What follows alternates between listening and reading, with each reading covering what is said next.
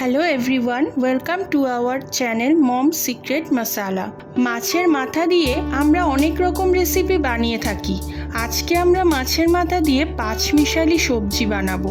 আমাদের এই রেসিপিটি ভালো লাগলে ভিডিওটিকে লাইক, শেয়ার এবং কমেন্ট করবেন, আর সাবস্ক্রাইব করতে কিন্তু ভুলবেন না।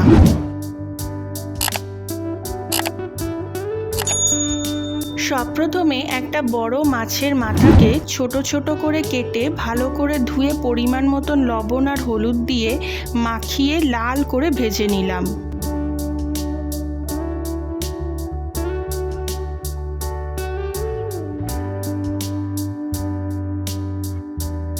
এবার তেলে ফোড়ন হিসেবে দুটো শুকনো লঙ্কা, 5 ফোড়ন, গোটা রসুন 2 থেকে 3 কোয়া সবগুলোকে একটু নেড়ে নিয়ে প্রথমে পটলগুলোকে ভেজে তুলে নেব।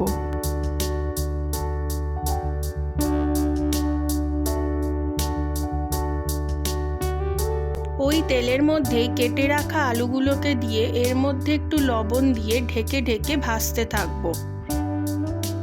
এর মধ্যে দুটো তেজপাতা, দুটো কাঁচা লঙ্কা চেরা আর মিষ্টি কুমড়োগুলো দিয়ে ঢেকে ঢেকে ভেজে নেব, যাতে সবজিগুলো খুব তাড়াতাড়ি সিদ্ধ হয়ে যায়। কিছুক্ষণ ভেজে নেওয়ার পর এতে বাকি সবজিগুলো যেমন বরবটি, বেগুন, ঝিঙে এইসব দিয়ে পরিমাণ মতন লবণ আর হলুদ দিয়ে আবার ঢেকে কিছুক্ষণ ভেজে নেব।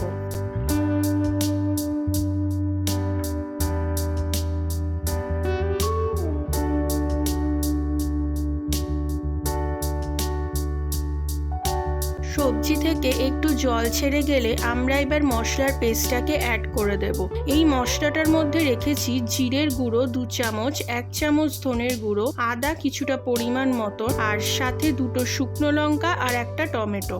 বাটা মশলাটা এর মধ্যে দিয়ে ভাজা পটলগুলোর সাথে 1 চামচ চিনি, একটা শুকনো লঙ্কার গুঁড়ো দিয়ে নেড়ে নিয়ে ঢেকে দেব।